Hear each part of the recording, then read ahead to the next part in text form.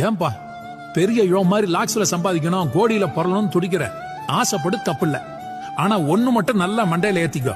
நீ மூட்டை மூட்டையா பணத்தை கொண்டாந்து கொட்டினாலும் இந்த உலகத்துல ஒருத்தருக்கு மட்டும் உன்னால சம்பளம் கொடுக்கவே முடியாது. அது யாருன்னு தெரியுமா? அந்த சமயக்கட்டுல புகைக்கு நடுவுல நிக்கிறாளே அம்மா, அவளுக்கு தான். சும்மா விளையாட்டுக்கு சொல்லலப்பா, கொஞ்சம் கணக்கு போட்டு பாரு.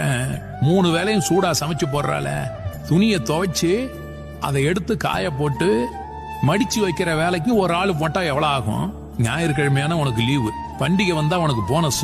ஆனா அந்த தாய்க்கு என்னைக்காவது லீவு உண்டா? நான் அடிச்சு சொல்றேன் கேளு.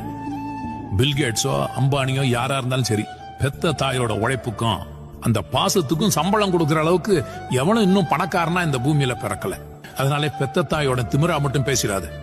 ஏன்னா அவ உனக்காக சிந்தின ரத்தத்துக்கும் வியர்வைக்கும் கைமாறு செய்ய உன் மடியில இருக்கிற காசு செல்லாது தம்பி.